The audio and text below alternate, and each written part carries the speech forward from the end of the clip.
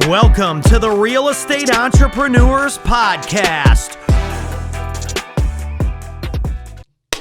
Bienvenidos al Real Estate Entrepreneurs Podcast.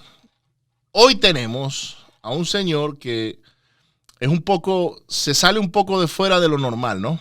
Y la razón por la que digo esto es porque él es de esos inversionistas de real estate que tienen una operación grande, podríamos llamarlo así.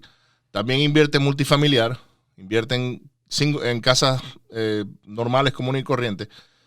Hace wholesaling con el señor Jefferson, que estuvo aquí en el último episodio. Son socios en esa parte del wholesaling y la parte del owner financing. Pero también tiene un trabajo. Correcto. Él trabaja con una corporación. Yo hice eso por muchos años. Así que bueno, bienvenido Giovanni. Un placer tenerte aquí el día de hoy. Gracias por aceptar la invitación y por venir a contar sobre tus experiencias, ¿no?, en el mundo del real estate.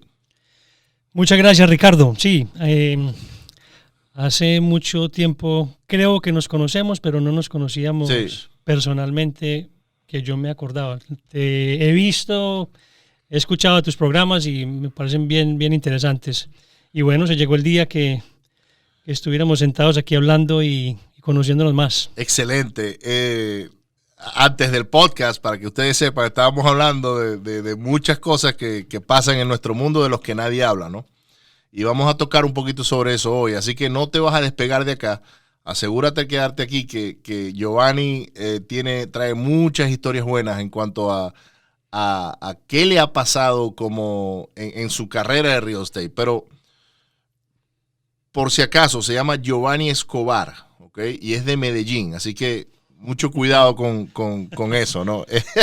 No tiene nada que ver con Pablo Escobar, ¿verdad? Escobar de los buenos. Él es de los buenos. Nada que ver. De los buenos. Pero bueno, él es de Colombia, obviamente. Sí. Medellín, ¿no? Bueno, yo nací en Miami. Mis padres son colombianos. Bueno, mi papá ya murió, pero mi papá era colombiano, mi mamá es colombiana. Y nos devolvimos para Colombia cuando yo tenía por ahí unos 6 años. Oh, wow. Entonces, pues realmente viví toda mi vida en Colombia. Sí, no te criaste en Miami en realidad. Tuviste los primeros 6 años, pero eras un niño. Sí, correcto. Sí, o sea, nací en Miami, pero eso fue todo. De resto, todo fue en Colombia. Crecí en Colombia, estudié en Colombia, trabajé en Colombia, me casé en Colombia. Ok, y ¿estudiaste en la universidad en Colombia? Sí, ingeniería mecánica. Ingeniería mecánica. ¿Y hasta qué edad estuviste en Colombia? Hasta que me casé. Me casé como a los 25 años. Y de ahí nos vinimos para acá. Nosotros llegamos acá a Houston en el 2006. Ok. Wow. Y aquí empezaste, o sea, ¿cómo fue que te decidiste venir a Houston? Lo que pasaba en su momento era que mi esposa, en ese entonces éramos novios y ella, mientras estuvimos de novios, se graduó en la Universidad de Psicología y se fue un tiempo para Los Ángeles. Allá vivía el hermano de ella y ella nunca había realmente salido de su casa. Vivía en su casa con sus hermanos y sus papás y vivió esa vida en Estados Unidos, en Los Ángeles, valiéndose por ella misma, sin estar con su familia y bueno, le gustó. Fue una experiencia diferente y le gustó y digamos que eso ayudó a que cuando nos casáramos decidiéramos irnos para Estados Unidos. Wow. La verdad es que en su momento pues no sabíamos que era Houston y obviamente Los Ángeles contra Houston es una gran diferencia. Son dos cosas diferentes. Sí. Y la razón por la cual nos vinimos para Houston es que aquí yo tengo uno de mis mejores amigos, vivía aquí en Houston y nos ofreció venirnos para acá, para Houston. Y lleguen a mi casa, se quedan aquí unos meses hasta que se vayan y listo. Eso hicimos, nos vinimos para la casa de él. Él se había acabado de casar con una houstoniana. Y para mí era más fácil porque yo trabajaba como ingeniero mecánico en Colombia, ya me había graduado en ingeniería. Sabía inglés por la infancia, o sea, realmente yo aprendí inglés cuando estaba pequeño. Sí. Obviamente no lo practicaba todos los días como estando acá. Y Houston en ese momento era fácil de pronto conseguir trabajo, sobre todo yo que era ingeniero, sabía inglés. Entonces lo que hicimos fue que antes de venirnos, nos vinimos en el noviembre del 2006, lo que hicimos es que montamos una hoja de vida, la empecé a mandar por Monster y Career Builder y todo eso. Y mi amigo me compró un Cricket Phone aquí. Entonces poníamos ese número en las aplicaciones y empezaba la gente a llamar para entrevistas. Yo llamaba desde Colombia al voicemail por la noche, miraba los voicemails y empezaba a coordinar entrevistas para 2-3 semanas más adelante. Claro. Ya lo que hicimos es que cuando ya me vine para acá, empecé a ir a entrevistas y bueno, en 2 meses ya tenía varias ofertas y escogimos una y empecé a trabajar en enero del 2007. Wow. Entonces eso fue el inicio en Houston. También pues, la vida al principio no era tan fácil por lo que pues mi esposa no estaba tan acostumbrada y era invierno, acabados de... ¿Ustedes llegaron aquí en qué fecha? A finales de noviembre, creo, del 2006. Okay. Entonces era invierno. Salir de Colombia era diferente y fue difícil para ella. Sí. Sobre todo porque pues, se quedaba en la casa cuando yo me iba a trabajar. No, Houston es diferente. Houston no es como Los Ángeles, que Los Ángeles tiene el clima es perfecto, para empezar por ahí, sí, ¿no? Sí, muy diferente, muy diferente. También no sabía pues inglés muy bien, empezando ella a estudiar inglés. En el caso mío también fue pues un challenge bastante grande. O sea, yo estaba acostumbrado a trabajar en español, ahora trabajando en inglés, en oil and gas, términos que yo no estaba acostumbrado. Fue un ride interesante, pues como se dice. Qué bueno. Pero estaba muy bien, o sea, salieron los dos de su zona de confort. Sí, vinimos acá sin nada, empezar desde cero. Desde cero. Lo único bueno es que ya tenías tu ciudadanía americana. Eso fue una gran ventaja. Sí. Eso fue lo que nos ayudó y a ella también, porque la verdad es que nosotros nos casamos en Colombia, empezamos el trámite para ella sacar la residencia. Y la razón por la cual nos vinimos en noviembre es que a ella le dieron un límite de tiempo para salir de Colombia y empezar el proceso en Estados Unidos. Sí. Y por eso fue que nos vinimos en noviembre porque se acabó el tiempo. Entonces así fue que empezamos pues el recorrido aquí. Qué bueno. Ok, empezás a trabajar aquí y ¿en qué momento es que tú empiezas a decir, hey, voy a invertir en real estate? Bueno, yo empecé a trabajar y empecé a ahorrar y ya empezaba a pensar qué podía hacer más allá del trabajo, cómo invertir el dinero que estábamos ganando, porque pues la verdad los gastos de nosotros como pareja, sin hijos en su momento y nada de eso, pues eran muy pocos. Sí. Entonces teníamos pues forma de empezar a ahorrar y ahí fue donde empecé a escuchar diferentes programas de radio, de stocks, de diferentes temas y a interesarme por algo más. El tiempo del commute pues de mi casa al trabajo era escuchando Biz Radio y cosas así. Escuché un programa de stocks, me fui para un seminario de esos un fin de semana, me pareció bien interesante. Antes de pagar el dinero pues para el curso y todo eso, escuché otro programa, otro tema de real estate en su momento. Me interesó más, fui y aprendí. ¿En qué año fue esto? Eso fue en el 2008. Un año después. Estaba la debacle. Sí, en ese momento estaba empezando. Estaba empezando el problema financiero pues en cuanto al tema de foreclosures y todo eso. Y nosotros empezamos a educarnos en real estate. Yo me metí a uno de los clubs que hay aquí en la ciudad y empecé a... ¿Cuál era? ¿El de Lifestyles? En Lifestyles empecé.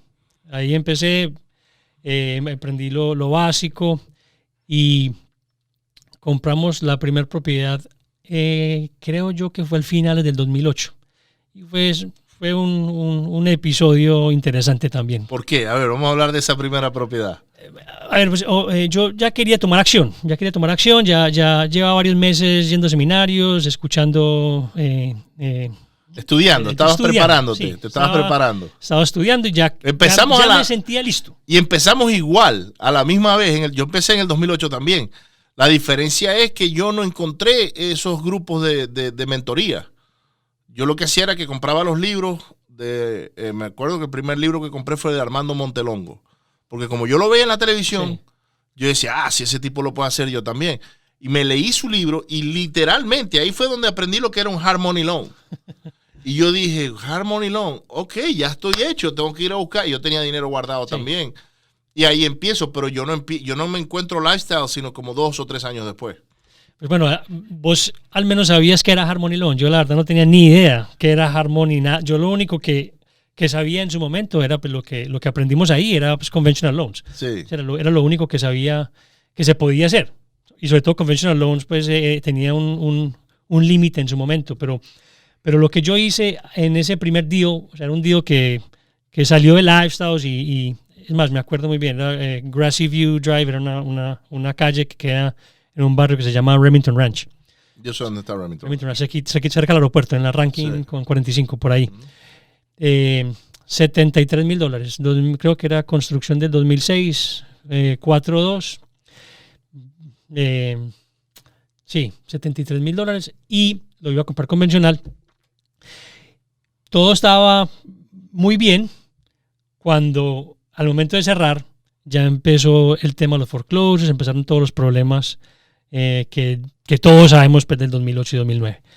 Ya lo que ocurrió entonces es que el banco no quería cerrar si yo no ponía más down payment, porque el neighborhood estaba en ese entonces, ese neighborhood estaba como al 70% de foreclose ratio. Wow. Entonces me tocó poner como el 30-35% de down payment, no me acuerdo muy bien. Y pues no es que... O sea, $21,000 en ese momento. Más closing costs, más rehab, sí. ¿cierto? Y yo no es que estaba nadando en dinero en esa época. $40,000. Es que ya teníamos justo eso ahorrado. Eso fue el primer día que básicamente nos hizo gastar todos los savings que teníamos en su momento. Y ya después de comprarlo, no me empezaron las dudas. No creí que era el mejor deal. Empezamos con el tema de los tenants. Buyer's remorse. Sí, la verdad fue bien complicado después. Y nunca pensé que era un buen deal. Es más, eventualmente lo vendimos 3 años después. Nunca perdimos dinero. Pero tampoco ganamos mucho. Cuando lo vendimos, no sé, 90 y algo. No era pues una ganancia grande. Pero hoy por hoy me hubiera quedado con ese deal. Ese primer deal hoy por hoy fácil vale $250,000-$300,000 esa casa. Bueno, sí, todo, es que imagínate, ya estamos hablando que eso fue en el 2009, 2008 que lo compraste.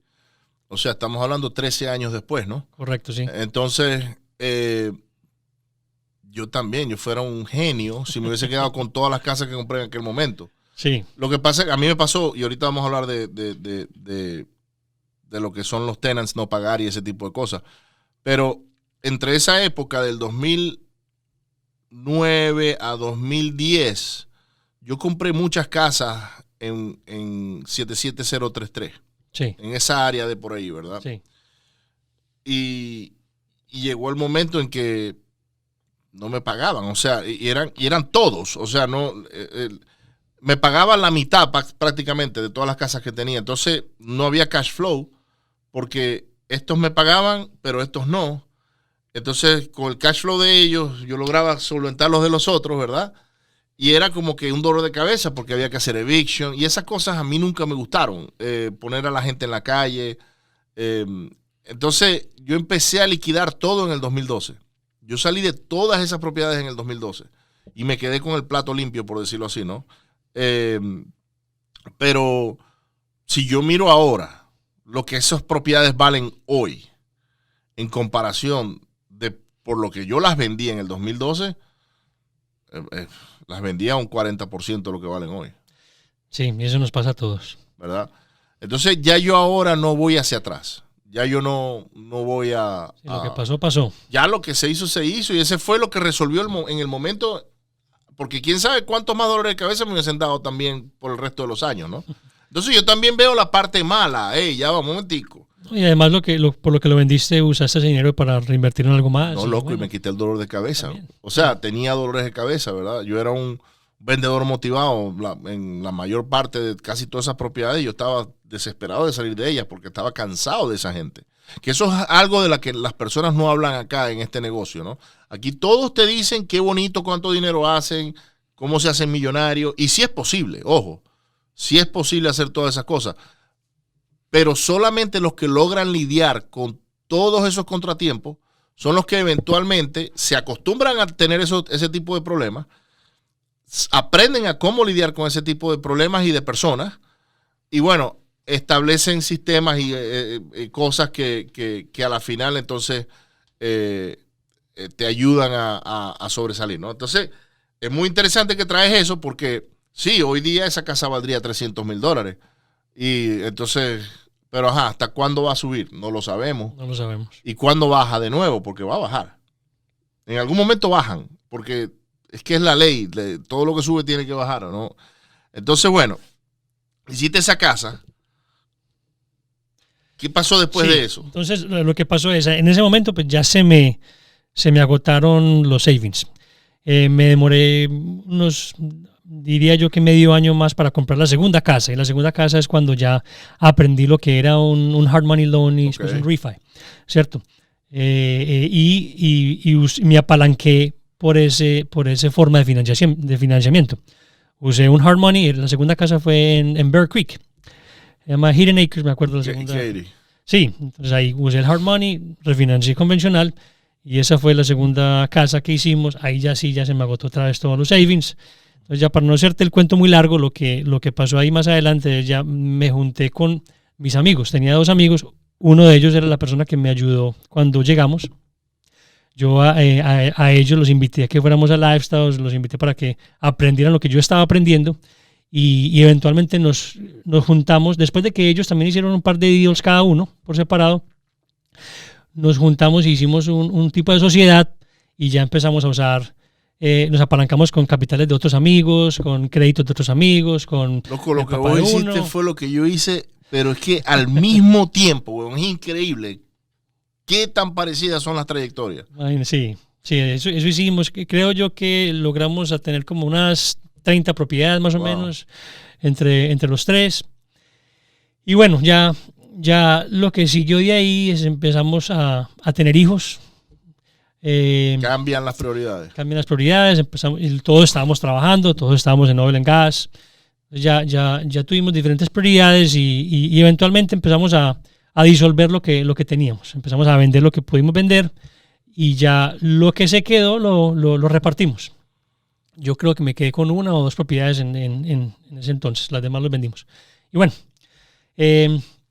lo que pasó después fue que a mí me gustaba el tema. O sea, no estaba haciéndolo obviamente full time. Yo seguía con mi trabajo, pero me gustaba el tema. Me gustaba realmente el real estate. Y lo que me enseñaron en su momento era buy and hold. ¿Cierto? Lifestyles era buy and hold. Yo aprendí lo básico en Lifestyles, pero eventualmente ya empecé a aprender otras cosas por fuera de Lifestyles. Ya no iba tanto, es más, hace muchos años que no voy por allá. Lo que empecé a hacer después fue empezar a comprar yo solo. Y ya con el conocimiento que traía, empecé a usar inversionistas para apalancarme y a usar los cupos que tenemos cada uno en Fannie Mae. Entonces, yo estoy hablando del año, diría yo por ahí, 2012, más o menos. En el 2012 yo ya no tenía casi nada, 1 o 2 propiedades, pero tenía inversionistas que sabían de mi experiencia, que no era mucha, pero pues era algo, y me empezaron a colaborar con capital. Lo que hice era un poquito salido de lo normal. Empezamos a comprar propiedades con Fannie Mae a mi nombre y a nombre de mi esposa. La idea era llegar a 10 y 10. 10 cada uno. 10 y 10. Era lo que hacíamos, era que tenía una cuenta con nombre de los 2, tenía un capital de alguien ahí, season, y usábamos eso para poder calificar. Claro, una persona de mucha confianza.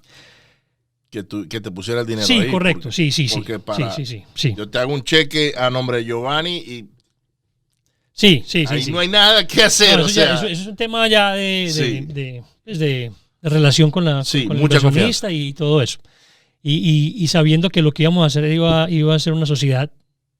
En papel yo era el dueño, pero sabíamos que era una sociedad y así era que me tocaba en su momento. Yo cuando eso no conocía de private money, no conocía de Bueno, commercial eso loans. era private money, lo que pasa es que lo estabas usando de otra manera. Sí, pero pues en el contexto de hoy por hoy, Sí. hoy por hoy yo uso cuentas de Quest y otras cosas, pero pues en ese entonces yo no sabía ni qué era Quest, ni qué era un IRA, no sabía qué era un non-QM o nada de eso. Sí.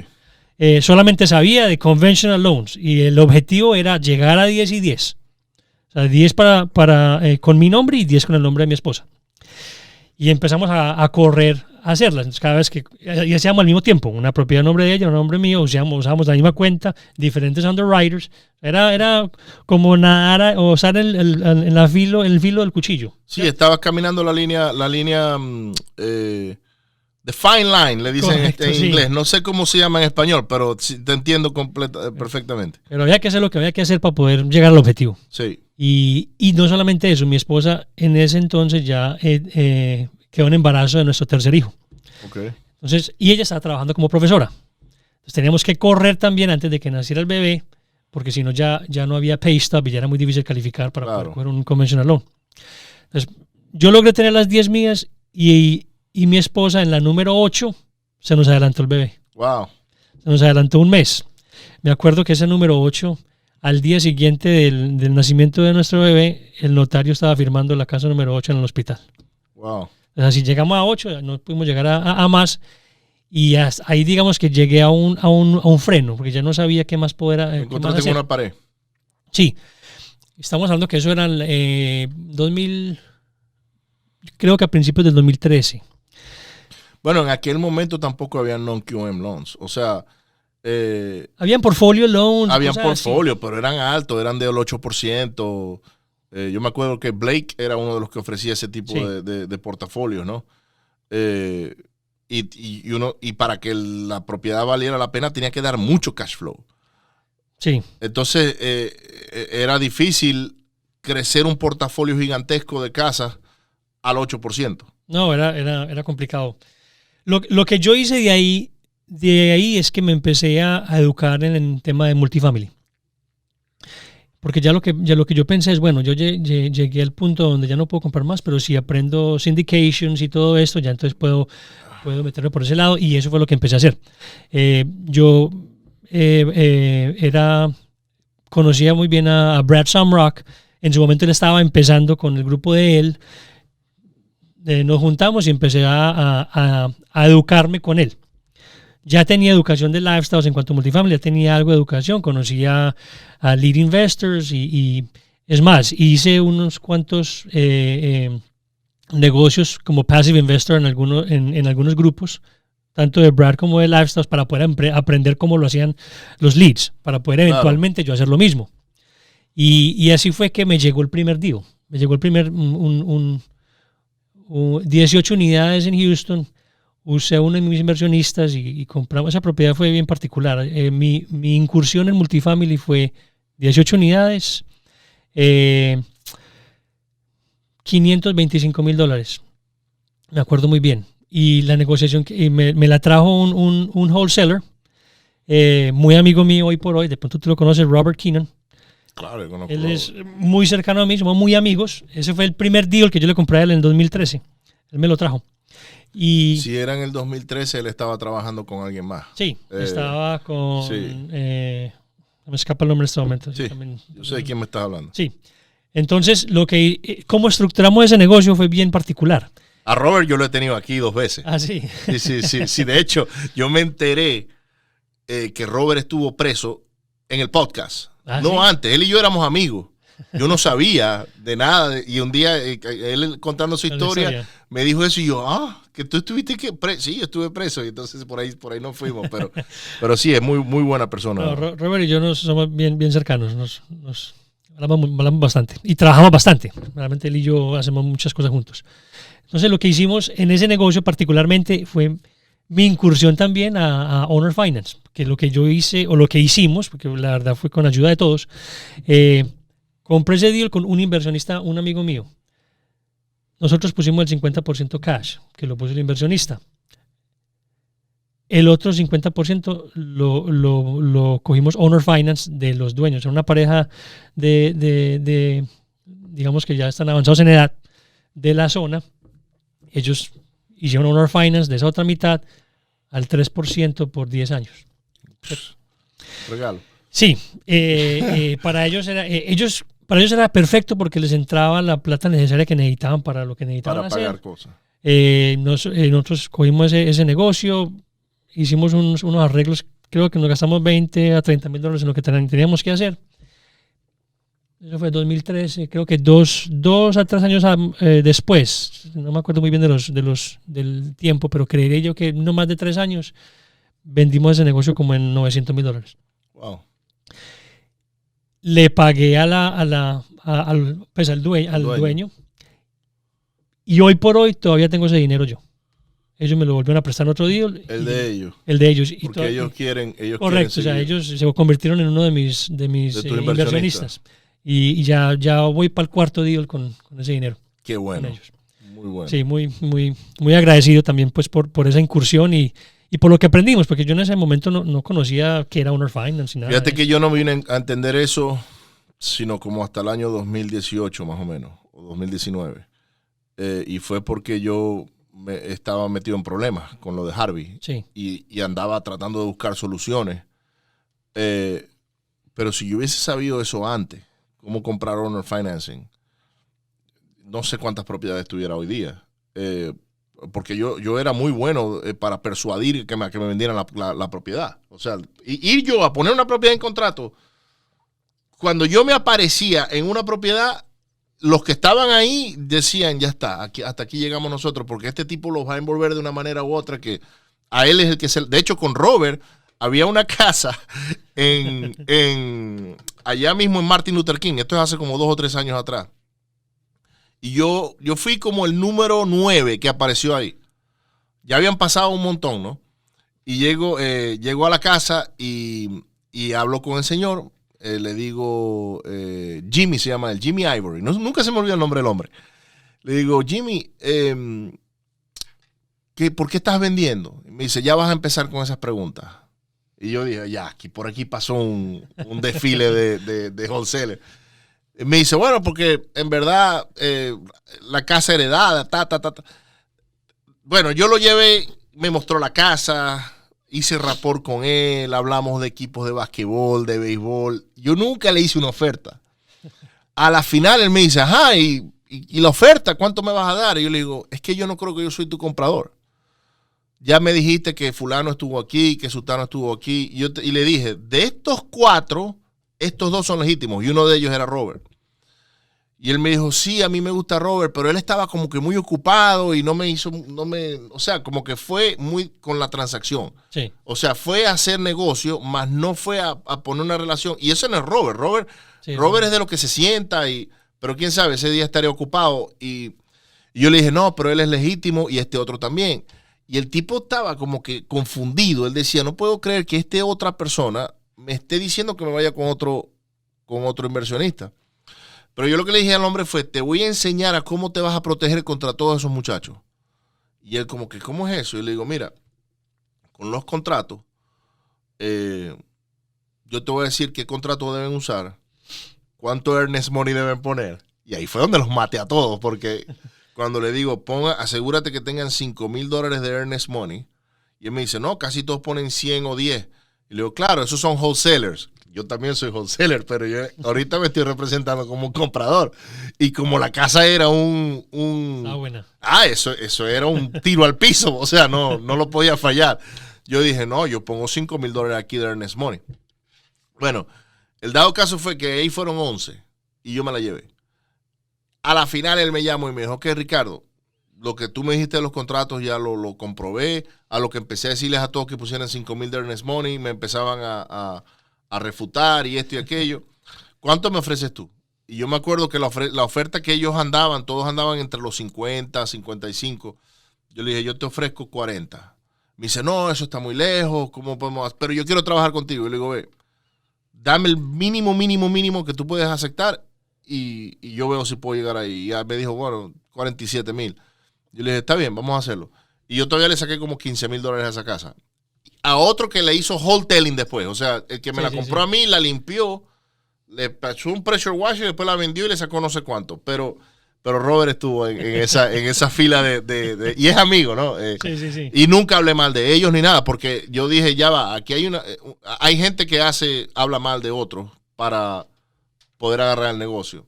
Yo no, mira, este es legítimo, a los demás no los conozco. Pero te voy a enseñar a protegerte aquí. Y por el contrato fue que los agarré a todos, ¿verdad? Pero bueno, este podcast es sobre ti, que tú tienes mucha experiencia y quiero que la mayoría de las personas que nos están viendo logren captar, ¿no? Entonces hiciste ese multifamiliar, lo hiciste owner financing Sí. en el año 2013 y hasta hoy día ese vendedor ahora es uno de tus inversionistas. Correcto. Wow. Sí, y el wholesaler es uno de mis amigos. Y el wholesaler del que estábamos hablando ahorita es uno de tus amigos. Entonces, y el inversionista que entró conmigo en el negocio es uno de mis gran inversionistas hoy por hoy. qué bueno. Sí, bueno. Entonces, a ver, después de ese día, con las propiedades que ya había comprado con mi esposa, junto con ese apartment complex, ya estábamos por alrededor de casi 50 unidades. Porque había muchos duplexes en las propiedades que compré. Estaba buscando cash flow en su momento. Sí. Y yo manejaba todo. O sea, yo era el property manager, yo era todo. Entonces empezó a poner un poquito complicado ya con ese volumen. Sobre todo el apartment complex añade un grado de dificultad.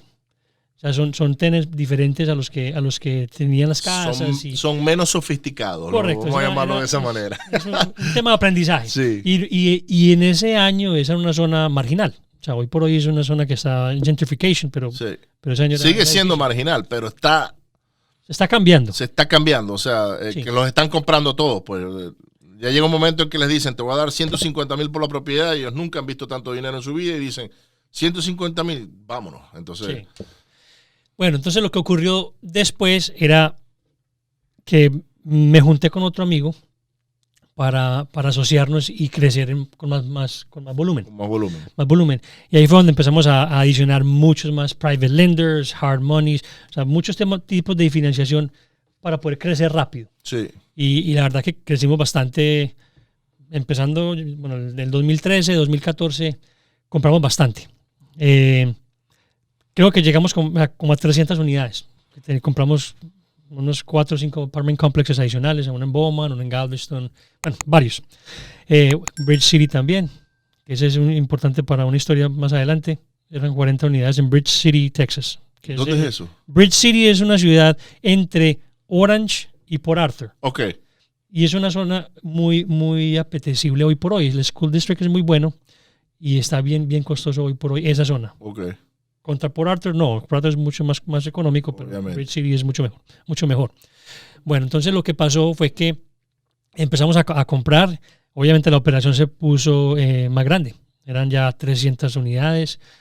Teníamos ya property management nosotros mismos, aunque y hubieron varias iteraciones en tema de property management. Al principio empezamos nosotros. Decidimos después hacer un outsourcing. Ahí fue donde conocí a Rich Drake, que hicimos un negocio con Renters Warehouse. Hoy por hoy somos amigos. Y él nos estuvo manejando una parte del portafolio. Después lo volvimos a tomar y ya crecimos la compañía de Property Management para nosotros mismos. Sí, autosuficiente. Correcto. Te tocó, pues. Sí, por el volumen y ya el mantenimiento, rehabs, todo lo. Yo lo que he descubierto, ¿no? Y esto no es nada en contra de Rick. Rich es amigo mío también. Pero yo lo que he visto es que para aquellos que de verdad quieren como que soltar las riendas, sí, ¿verdad? El property management funciona perfecto. Pero para las personas activas como nosotros, llega un momento en que ya no hace sentido, porque el problema que tiene el property manager no los pasa luego después. Igual, vamos a suponer, se rompió una tubería. Entonces, claro, el trabajo de ellos es remandar al plomero plomero va y resuelve y ellos te descuentan, depende de cómo sea el agreement, ¿verdad? Sí. Arreglan, pero igualito te llegan y te dicen, Giovanni, fueron $5,000. ¿Cómo que fueron $5,000? Y ahora yo te debo $5,000. Sí. ¿Por qué? Bueno, arreglamos la tubería, se partió aquí, se partió allá. O sea, el problema no deja de ser problema tuyo. Él sigue ahí, pero lo que pasa es que lo resolvió otra persona. Y lo que pasa muchas veces es que uno dice, pero ya va, eso yo lo pude haber hecho por $2,000. Si yo hubiese tenido mi gente o qué sé yo, ¿no? Y por eso que hace sentido para aquellos que tienen volumen de propiedades tener su propio property management, con su propio handyman, los plomeros, el electricista, todo. A mí me tocó también. Yo lo tenía, lo que pasa es que yo lo perdí todo en el 2017. Ellos se me fueron. Pero a mí, casa que le pasaba algo, yo sacaba un crew de aquí, lo ponía acá y listo. El problema estaba resolucionado el mismo día. Una que otra casa, bueno, que el sewage line, bueno, ya eso era otra cosa. Había que excavar y había que poner. Yo tenía hasta las cámaras del sewage line, por lo que tú estás hablando, ¿verdad? Pero sí, yo veo el por qué tú vas de manejarlo tú, porque es un dolor de cabeza.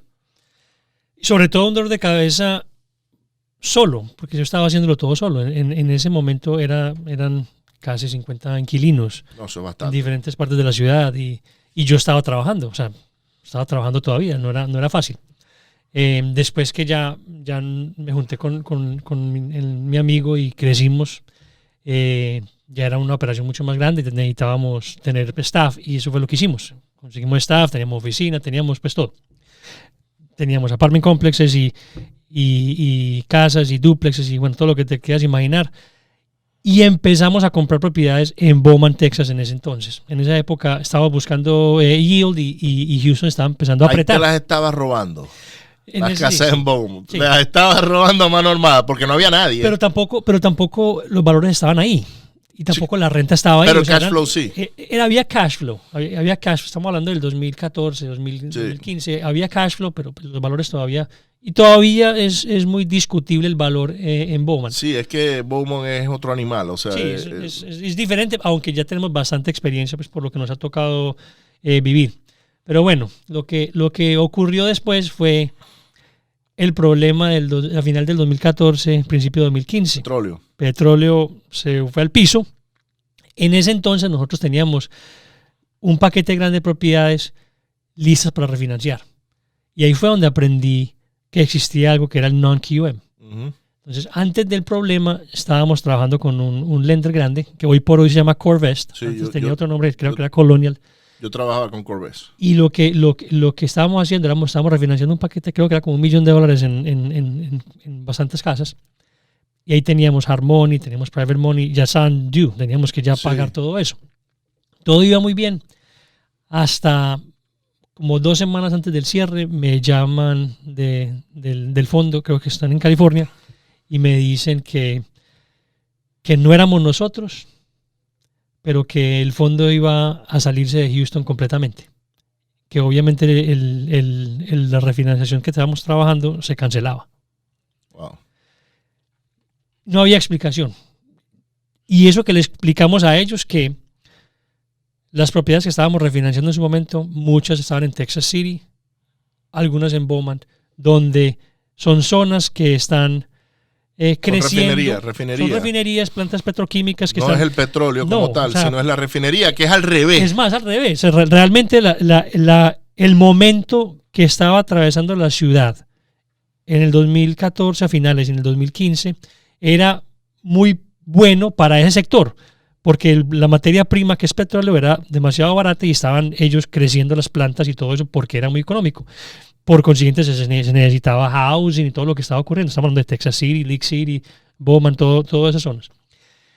Les tratamos de explicar, pero la verdad es que ellos no comprendían y para ellos petróleo era petróleo. Y ellos hicieron eso fue una decisión del alto mando. Ese fue el de arriba, dijo, no más Houston porque Houston es petróleo y ya. Sí, entonces ellos no entendieron que la refinería, o sea, el petróleo se divide en varias partes, upstream, downstream. Correcto, sí. Y tenés otros servicios alrededor, que eran 2 animales diferentes, porque de hecho cuando el petróleo baja, para la refinería es mucho mejor, Sí. porque ahora les cuesta menos, refinan y los gastos son ¿No? Y empiezan a invertir para expandir plantas y todo eso. Y es lo que estaba ocurriendo. La verdad es que eso era lo que estaba ocurriendo en las zonas donde estábamos comprando nosotros propiedades. Pero bueno, al fin y al cabo no había reversa en la decisión. Se cayó la refinanciación y quedamos nosotros, como se dice, holding the bag. Teníamos un montón de propiedades que necesitábamos refinanciar porque teníamos hard monies que ya estaban expirados, intereses altos, todo lo que eso conlleva. Y ahí fui donde aprendí lo que es un community bank. Ahí fue donde empecé. Loco, pero yo le toqué puertas a todos acá. Los únicos que me pudieron ayudar fueron los de Lone Star Bank. Porque Allegiance, o sea, todos esos que más o menos hacían eso, hacían loan to cost, no era loan to value. Y yo le toqué más de 100 bancos la puerta. ¿Con quién lograste trabajar? Cuando eso ocurrió, yo diría que un mes atrás había conocido a Allegiance Bank, el vicepresidente ahí se llamaba, que ya está en otro banco, se llamaba Jamie Ballard, y entablamos una buena relación. Es más, en ese mismo momento... Ahora estoy en el 2015, ¿verdad? Estamos en el 2015, sí. Sí. Él nos cotizó esa refinanciación, pues ya teníamos todo andando con Colonial. Entonces le dijimos que no. Y cuando ya quedamos sin nada, me tocó ir otra vez donde él a ver si nos podía ayudar. ¿Y te aceptaba? Nos podía ayudar. Y la verdad es que sí nos ayudó. Y ahí empezamos una relación pues bastante... ¿A qué interés estaban refinanciando en ese momento? Si me acuerdo, yo diría que por el 6. Okay. No me acuerdo muy bien. No, pero el 6 está bueno. Yo diría que alrededor de 6. Porque Corvette estaba en el 7 y algo, por ahí, casi el 8. Yo no, pues te estoy diciendo algo que no lo podría confirmar, no me acuerdo, pero yo sí creería que entre el 6 y 6.5 pudo haber sido esa refinanciación. Eso fue lo que yo agarré con el Lone Star. Porque yo pasé, loco, es que es idéntico, weón. En el 2016 estábamos refinanciando casa. Ahora, Corvette sí estaba prestando en ese momento. Sí, no, o sea, Corvette volvió. Pero ellos volvieron. Ya después de que entablamos esa relación con Allegiance, ya yo me hice la tarea de ir a buscar otros como Allegiance. Y hoy por hoy tengo relación como en 5 como Allegiance. Son diferentes community banks cercanos y hemos hecho bastante negocio desde ese entonces. Pero bueno, ¿qué siguió ahí? Seguimos estabilizando todo el portafolio que teníamos, comprando propiedades y llegamos pues a un número interesante, 300 y algo de propiedades con diferentes partnerships y había pues diferentes esquemas, 7 apartment complexes, propiedades en todo lado. Todo iba andando bien hasta que llega el 2017. Harvey. Llega Harvey. Y en Harvey tuvimos bastantes problemas. Yo, si no estoy mal, creo que tuvimos más de 80 propiedades con problemas, no inundadas todas, problemas de techos, problemas de diferente índole, inundadas bastantes, sobre todo ese apartment complex que te dije en Bridge City se inundó, 40 unidades, todas inundadas. Wow. Habían propiedades que se inundaron que no estaban en flood zones, por consiguiente no había seguro para apalancarse. ¿Y tú estabas trabajando en ese momento? Todavía estábamos trabajando. Y teníamos staff, ¿cierto? Pero pues el staff también valía. Y lo difícil es que cuando un evento como eso ocurre, se van los tenants también. O sea, que se acaba el income que estamos recibiendo de renta. Hay un montón de propiedades para arreglar. Es que es un caos completo. No, era difícil. Era un caos completo. Yo me acuerdo que íbamos aquí a Katy, weón. Casas de, no sé, $300,000 inundadas hasta y la gente era como que si hubiese caído una bomba. La gente en la calle como que si fueran zombies. Y la basura en la calle. Y uno tocando la puerta a ver si querían vender o si querían... porque entonces todo eso pasa a la misma vez. La persona está todavía en shock de que se le acaba de inundar la propiedad y hay 40, no sé, miles de personas como nosotros tocándole la puerta, quiere vender. Entonces, es una cosa surreal. En realidad es surreal. Lo que pasó en Harvey es surreal. Más de 300,000 propiedades inundadas. A ti se te inundaron 80. A mí solamente se me inundaron 5. de las rentadas que no tenían seguro de inundación. Porque nosotros como landlords no le ponemos seguro de inundación a algo que no lo necesita. Si no está en flood zone, pues ¿para qué vas a botar el dinero en cash flow, verdad? Sí. Y a mí me costó $200,000 arreglar esas 5. No sé cuánto te habrá costado a ti arreglar esas 80, pero mucho dinero. A mí me costó todo. Realmente en ese entonces, también en ese momento, cuando eso ocurre, llego como al límite, como que yo ya no quiero seguir con esto, que eran demasiados problemas, demasiadas necesidad de dinero. Me tocó empezar a liquidar 401k y a sacar préstamos por todo lado, sacar préstamos con SoFi.com, con Prosper.com, con todo lo que uno pasa de ser multimillonario a estar quebrado, pero así, en un momentito. Un tema difícil. Al fin y al cabo, lo que ocurrió después fue que liquidamos todo lo que pudimos liquidar. Vendí todo lo que yo... ¿Y vendiste tenía. A descuento? Sí, vendí a descuento. O sea, yo prácticamente volví a empezar. O sea, se puede decir que volví a empezar en ese entonces y no quería seguir, digamos, jodiendo con real estate. No, cuando eso ocurre. En ese momento ya no quería nada más. Lo que pasa es que eso es en mi caso, por ejemplo, y tenemos cosas parecidas, ¿no? Yo no tenía trabajo. Entonces, mis cosas no estaban cubiertas. O sea, mi pago de mi casa, mis carros,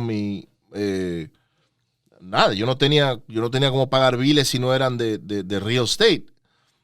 Y a mí se me van todas las cuadrillas, se me fueron, todas. Me quedé con 3 personas y era porque uno era amigo mío y como que se sintió mal de irse. Y los otros 2 siempre fueron, siempre tenían lealtad, ¿no? Entonces como que les di mucho trabajo por mucho tiempo y como que no lo voy a dejar solo hoy. Pero los otros 44 que eran nuevos, esos se fueron. De hecho, en estos días, bueno, después hablamos de eso, pero en estos días me encontré a uno. Y él me dijo, yo te conozco, me dice él a mí, ¿no? Y es que nuestros hijos van al colegio juntos. Y yo le digo, ¿de dónde? No sé, no me acuerdo. Me dice, yo tampoco sé. Pero empezamos a hablar. Y yo le he hecho un cuento de cómo yo vendí mi casa. Me mudé a un apartamento. Y él me dice, ¿y por qué? Y entonces yo le empiezo a contar de Harvey. Le digo, no, Harvey, eso a mí me dejó básicamente por el piso. Y me tocó volver a reinventarme y a rehacerme y esto y aquello. Y mi cuadrilla de trabajo que tenía en aquel momento se fue. Y él me dijo, ya yo sé dónde te conozco. Yo estaba en tus cuadrillas de trabajo. Y yo fui uno de los que se fue. Y claro, él me miró así como que no. Yo le dije, hey, yo no te culpo. Ojo, es que, ¿cómo competías con FEMA? Sí, era muy difícil. O sea, ¿cómo competir? Si yo le pago a alguien $150 al día, $200 gana una persona con experiencia. Hoy día puede ser que sea un poco más. Y ahora viene FEMA y paga $1,000. Es imposible. Claro, yo ahora miro hacia atrás y yo teniendo el dinero debía haber pagado lo mismo que pagaba FEMA y estuviera en mucha mejor posición en la que estoy hoy día. Son aprendizajes. Pero es un aprendizaje. Igual todo lo que pasa en la vida realmente pues, le enseña a uno para... Uno no lo sabe. Entonces, liquidaste todo. O la mayoría. Inclusive hablaste de FEMA y yo fui uno de los que me fui a sentar a esos portables a aplicar para dinero de FEMA. Todavía tengo un loan de FEMA. Wow. De esa época.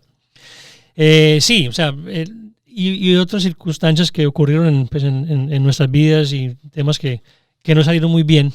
O sea, fuera de los problemas que tuvimos con Harvey, tuve otros problemas que realmente nos hicieron empezar de cero. No solamente de cero, negativo. Sí, no. O sea, negativo, porque ya no solamente no tenía nada, sino que tenía plata prestada por todas partes. Entonces, a mí en American Express me tienen ¿cómo se llama? Una foto en el medio de la sala y todavía me llaman, ¿oíste? Pero bueno, algún día les pagaré. ¿Sabes qué pasó después? Ya en el principio del 2018 yo no estaba muy convencido de qué hacer. Ya obviamente estaba... ¿Has perdido? La mentalidad estaba diferente. O sea, uno habla mucho de mentalidad y todo eso, pero en ese momento la mentalidad es diferente lidiando con tantos problemas a la misma vez. Y solo, porque tenía. Estábamos el socio mío y yo, pero ahí fue donde dividimos, partimos todo. Es él se quedó con algunas cosas. ¿Y él trabajaba? No, pero él tenía un portafolio más grande que el mío. Okay. Fuera de lo que teníamos juntos y no sufrió tanto la parte de él pues en Harvey. Lo de los dos juntos sí sufrió bastante. Sí. Bueno, entonces me reuní me senté con Jason, bueno, conocí Jason Bible. Claro que sí. De hecho, hablé con él. Tengo que hablar con él hoy. Ok. Sí, estábamos Jason y tenía un socio antes, se me escapa el nombre. Tom. Jason, Tom y yo estábamos sentados, no sé, almorzando, no me acuerdo qué estábamos haciendo. Y yo les decía, yo no estoy pasando por esta situación y difícil, no quiero saber nada más. Me cambiaron la perspectiva en esa reunión. Me dijeron que antes tenía que hacer lo opuesto. Yo decía, ¿qué es lo opuesto? Ir a comprar todo lo que pueda comprar. Yo no, ¿cómo me estás diciendo eso? Si acabo de salir de este problema gigante donde compramos bastante y vean dónde estamos. Y me dijeron, no, esto es un tiempo importante que no se va a repetir normalmente y la ventana de oportunidad puede que sea corta. Porque la memoria de nosotros acá también es corta. Sí. Entonces, lo que hice fue que empecé a hacer lo mismo que hice al principio. Yo solo fui a empezar a buscar inversionistas y hacer lo que tenía que hacer y empecé a comprar propiedades inundadas. Y eso fue el plan en el 2018. O sea, en el 2018 volví a empezar desde cero, negativo, a comprar. Compré, no me acuerdo, 30 y algo propiedades en ese año. Varios fueron flips. Mucho de lo que compraba trataba de que fuera flip, aunque yo la verdad no sabía de flip. Que yo era un buy and hold. Tú eras un landlord. Y ya la necesidad de generar capital me dijo que tenía que aprender cómo hacer flips. Hicimos varios flips. Unos no se vendieron porque estábamos en el tema de Harvey. Mucha gente todavía tenía el tema fresco. Y las propiedades estaban bajas de precio. precio. Realmente hubieron varias propiedades que se vendieron y se vendieron, sorpresivamente se vendieron bien, pero no todas. Entonces, lo que no se vendía pues se convertía en rento. Sí, un rento. En rento y así me fui. 2018 fue así. 2019 ya empecé a coger más volumen, ya con las relaciones que tenía con los bancos y empezamos a comprar ya volver a rearmar el portafolio desde cero. Wow. Y ya era yo solo. Y bueno, o sea, long story short es que ya a hoy, ya estamos, ya empezando el 2022, hemos construido otra vez más o menos 300 inquilinos. Tengo hoy por hoy. Bueno, fíjate que yo pensaba igual que Jason y que Tom, pero mis socios no. Entonces yo les decía, ahorita tenemos que salir a comprar más. Y ellos le tenían miedo al liability de los préstamos, ¿no? Y sí, yo lo pude haber hecho porque tenía mucho dinero disponible. Y ellos, no queremos. Y era porque se nos hacía difícil conseguir labor. El cash flow se nos destruyó porque dejamos de comprar. Porque si seguimos comprando, el dinero sigue entrando y podemos seguir terminando casas y saliendo de ellas una a una, ¿verdad? Pero al terminar de comprar, es como que ya no hay cash flow, lo que tenemos es lo que tenemos y los intereses te comen. Igual que lo que hay que arreglar, ¿verdad? Y ahí es donde yo empiezo a hacer wholesaling. Pero igual, para mí era más fácil comprar con dinero prestado que hacer wholesaling. Porque construir una operación que produzca $100, $200,000 todos los meses de wholesaling no es fácil y no se hace de la noche a la mañana tampoco, ¿no? Hoy día es diferente la cosa, pero ya tengo desde allá hasta acá son 6 años ya como wholesaler, diría yo, ¿no? 5 años. Pero si yo hubiese aplicado esa, yo no creo que mi agonía hubiese sido tan difícil. No había sufrido tanto. Sí, eso me tocó hacer a mí. Y lo mismo, yo sabía era buy and hold.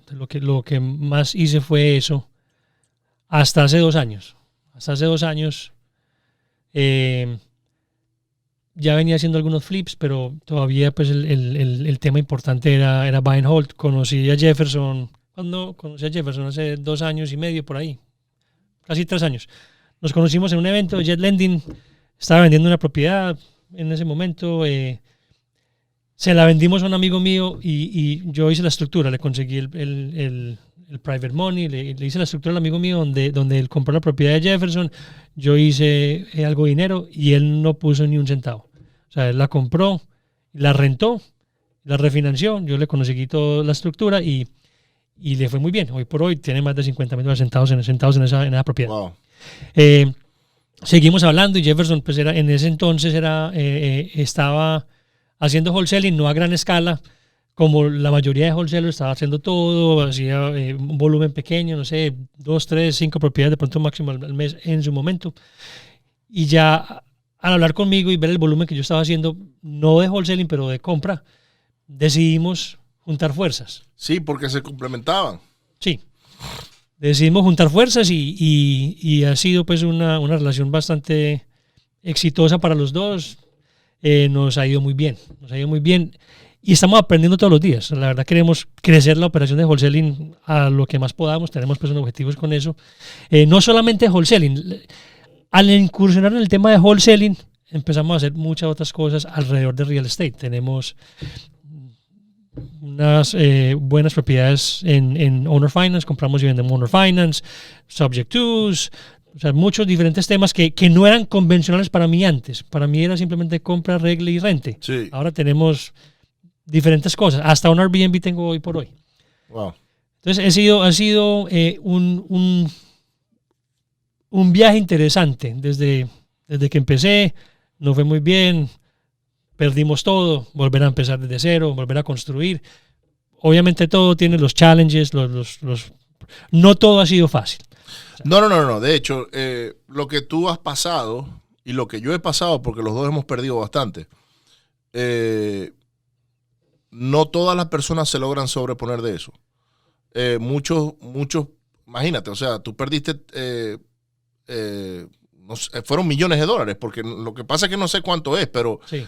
Ni siquiera yo sé lo que yo he perdido, porque yo dejé de contar en algún momento, porque me deprimía, o sea, yo no soy de deprimirse, o sea, yo puedo estar en el medio del infierno y yo estoy con una sonrisa, o sea, es como que he aprendido a entender que este camino que escogí es un camino que está lleno de obstáculos, ¿no? Y cada obstáculo que uno se encuentra es como que más grande que el último que uno pasó. Sí. Es como un juego de Nintendo, el de Mario Bros, pues, que uno Mario Bros llega al final, pero cada vez la montaña es más grande, entonces tiene que sobrepasar esos obstáculos, ¿verdad? Y muchas personas llegan, se encuentran con una montaña y dicen, hasta aquí llegué yo. Yo esa no la voy a subir.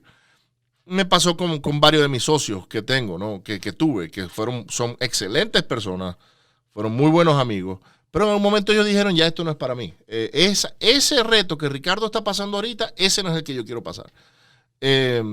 Muy importante que en las sociedades, yo por ejemplo, yo he escogido a trabajar solo ahora, porque es que en algún momento yo voy a querer crecer más. Y lo que me he dado cuenta es que con mis socios anteriores, ellos no querían. Entonces ya las cosas cambiaban, ya las prioridades cambiaban. Muchos de ellos decían, no, ya yo tengo varias casas, yo con ese cash flow y con eso que hice ahí estoy bien. Se conformaban. Y yo no, yo es como que te conformaste, no sé, con 1 millón, no, yo quiero 10, no, o sea, y quiero tener, porque yo soy de los que piensa que si uno no está creciendo, uno está decreciendo. Entonces en este negocio, uno debe ir en crecimiento siempre. Es la única manera de como que uno está mantenerse sólido a largo plazo. A menos de que, bueno, ya los tenants pagaron todas las casas que tenés alquiladas y tal. Entonces ya en ese momento, bueno, ya es otra cosa, pues, porque ya como que agarraste mínimo, pausaste, pero creaste un monstruo de operación, ¿verdad? Y lo que conlleva eso, Ricardo, o sea, la verdad, en el caso de nosotros...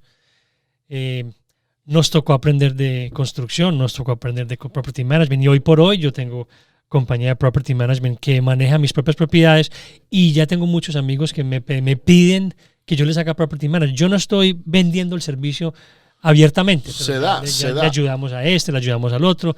En construcción, o sea, normalmente tenemos 20, 25 proyectos andando siempre. Sí. Ya vienen inversionistas que si le hacemos esto, lo otro, entonces ya conformamos la compañía de construcción.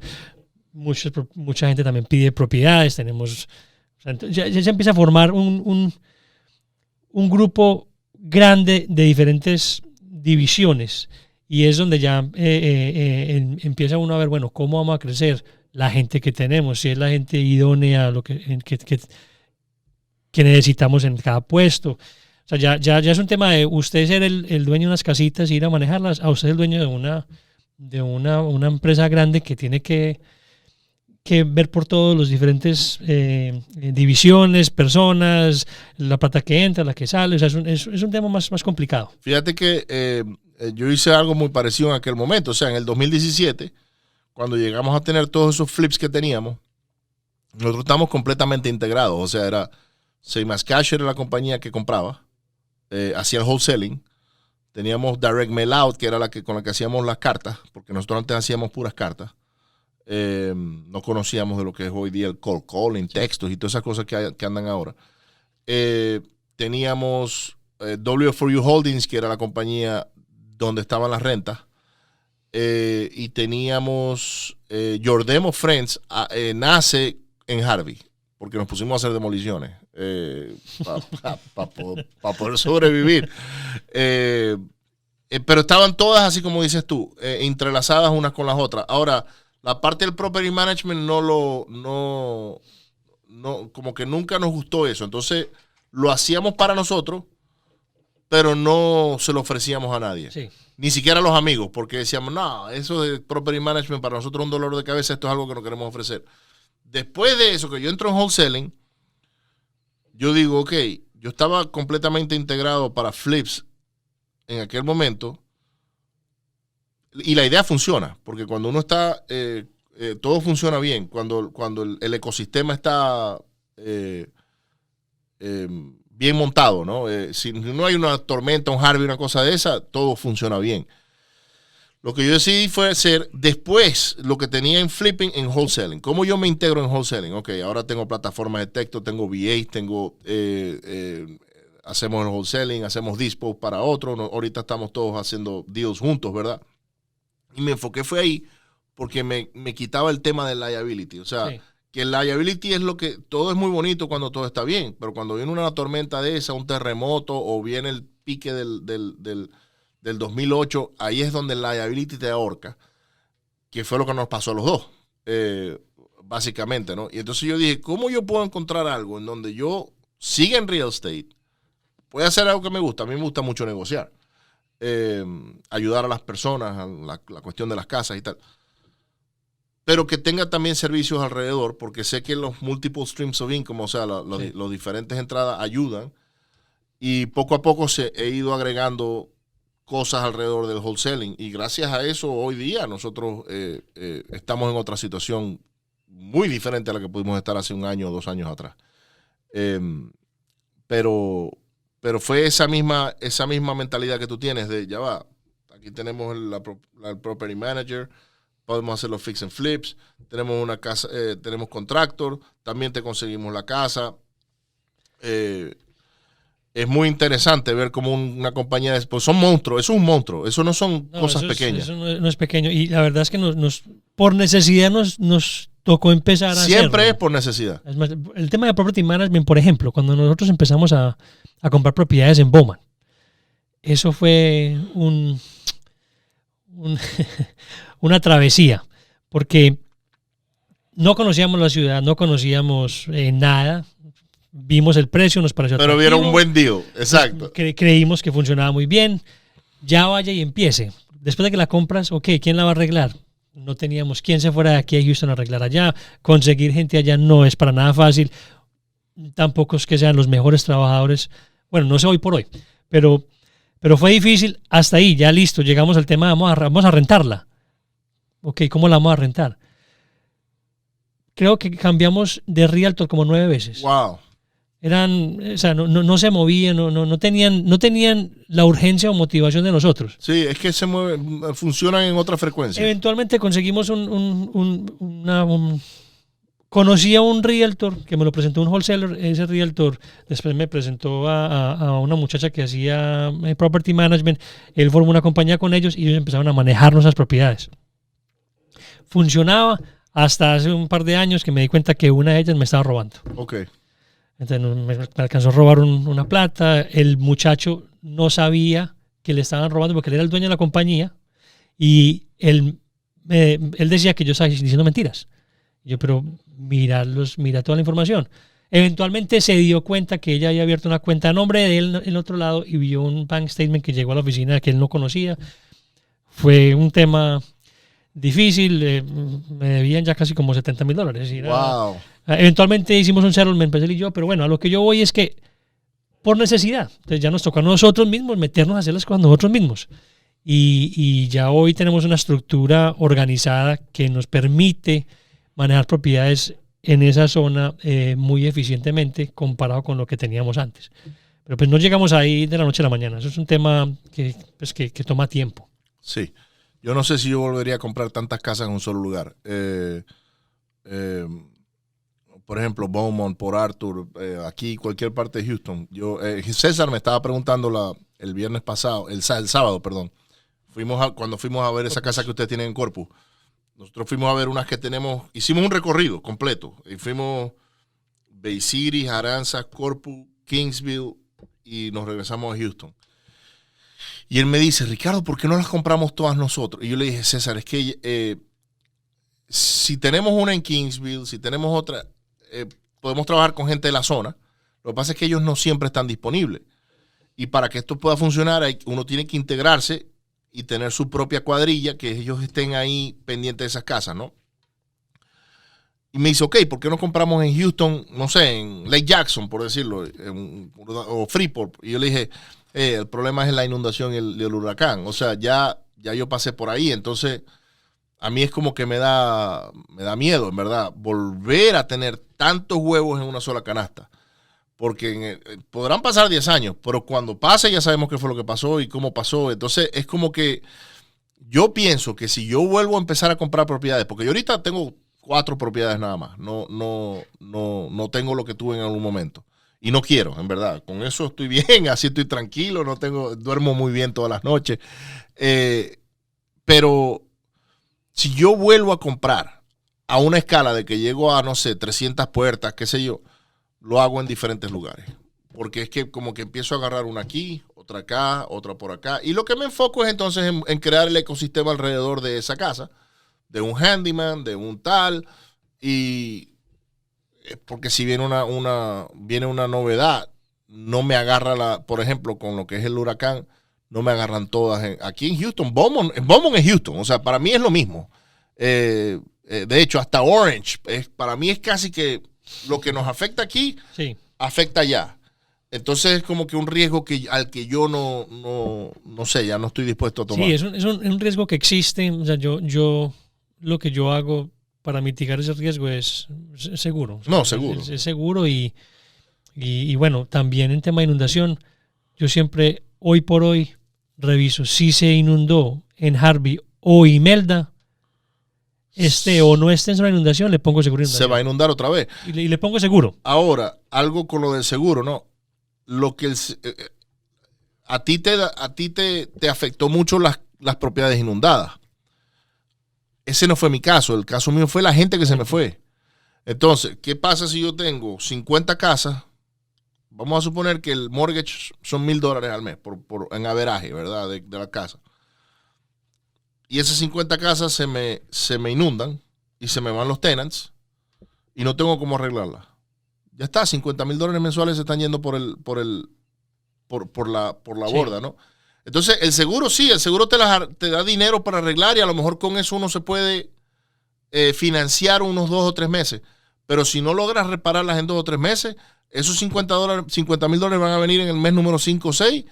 Y eso, te lo digo porque lo mío eran $250,000 al mes. O sea, no eran mucho dinero. Y a mí no me importa cuánta plata tenés vos en la cuenta. Pero dale un año así para que veas que son $2,5 millones. Y quebraste. O sea, es como que yo me encontré en una situación, Giovanni, donde yo no tenía dinero para echar gasolina en la camioneta. Así mismo. Mi esposa me llamó un día y me dijo, hey, ¿con qué tarjeta de débito? Y yo me río hoy, pero ¿con qué tarjeta de débito echo yo gasolina en la camioneta? Y yo le digo, ¿cómo así? Con cualquier tarjeta de débito. Me dice, obviamente tú no has visto las cuentas de banco. Yo, en verdad no, porque es que cuando uno no tiene plata, uno no quiere ver las cuentas del banco, porque lo que te puede dar depresión, ¿no?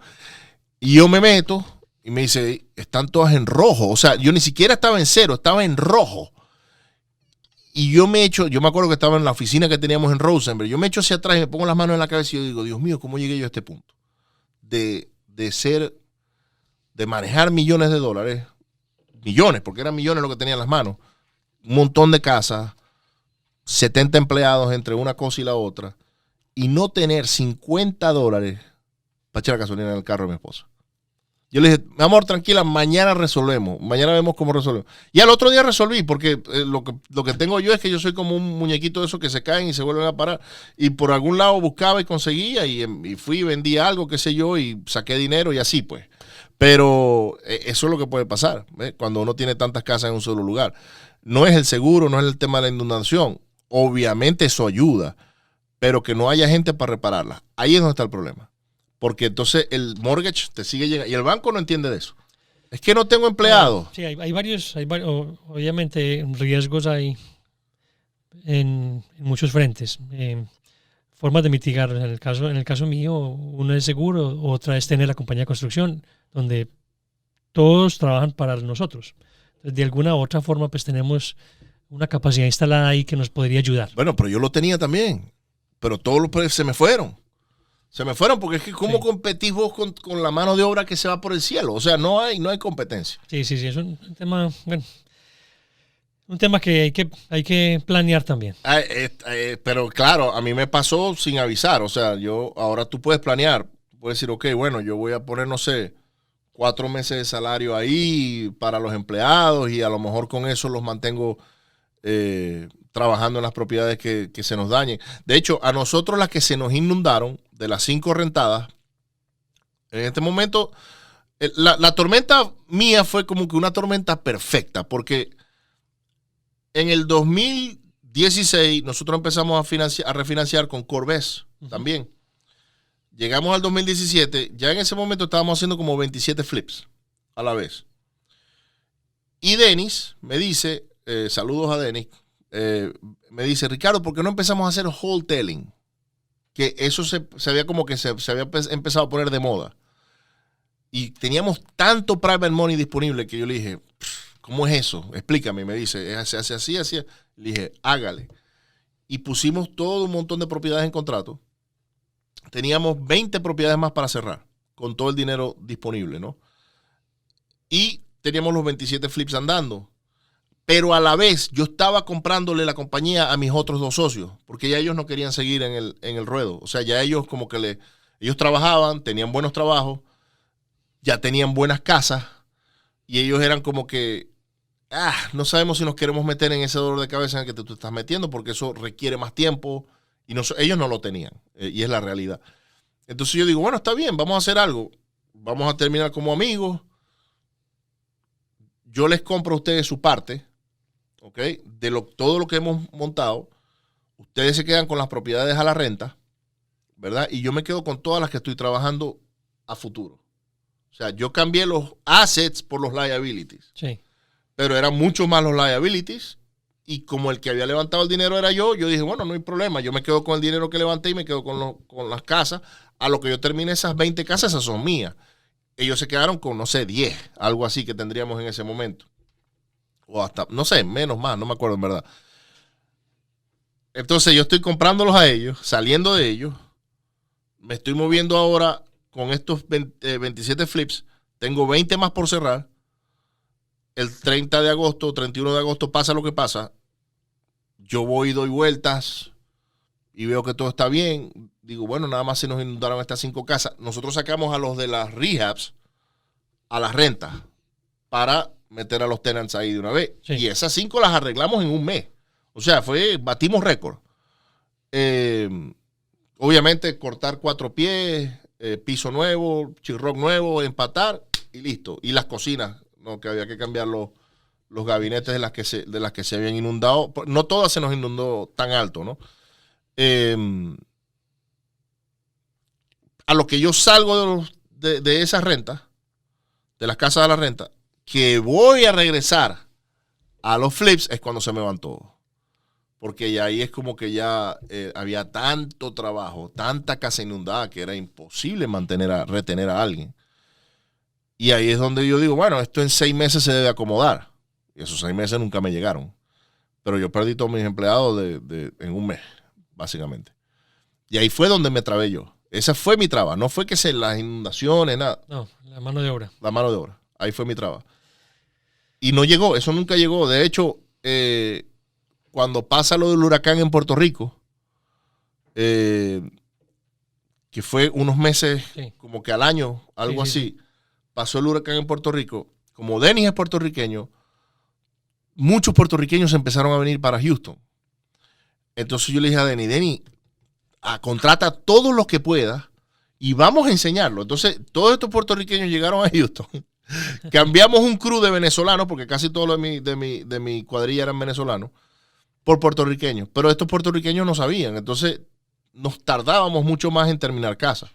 Y obviamente terminábamos casas, las poníamos al mercado y ahí pasaban 10 meses más para que se vendieran. O sea, no fue fácil.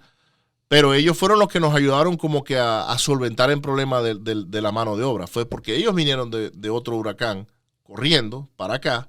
Les dimos trabajo. Hoy día todos trabajan acá, no sé qué hacen, pero nos ayudaron mucho por casi 1 año y medio, algo así. Ese crew de puertorriqueños. Entonces Denny, que hacía la parte del wholesaling, se puso a hacer los rehabs.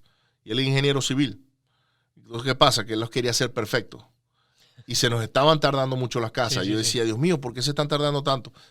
Yo me puse a hacerlo de wholesaling porque es como que va más con mi personalidad.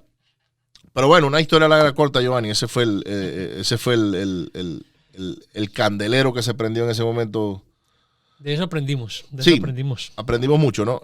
Yo ahora, hoy día, si compro una aquí, otra por allá, y en diferentes pueblos, en diferentes estados, y las compro owner financing. O sea, no... Cuando yo descubrí cómo comprar owner financing, es como que me sentí la persona más rica del planeta. Porque dije, ¿cuántas así puedo comprar yo? Y sin inicial. Que es otra cosa, no tenés que dar inicial si lo negociaste bien. ¿Sabes qué? Te empiezo a pagar el primero el próximo mes. ¿Te parece? Sí, ok, vamos. Listo. Así que bueno.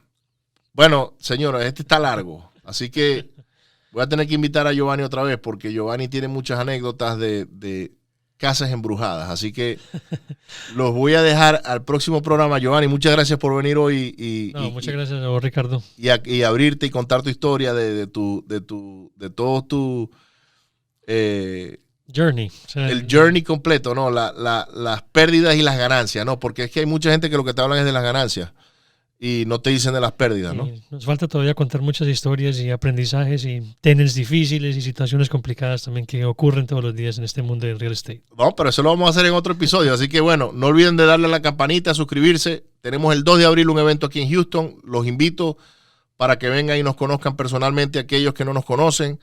Tenemos también en junio 25, si no me equivoco, 24 y 25 en la ciudad de Austin tenemos un evento un poquito más grande, el Real Estate Entrepreneurs Event. Así que suscríbete a nuestro canal, compártelo y nos vemos en la próxima. Gracias.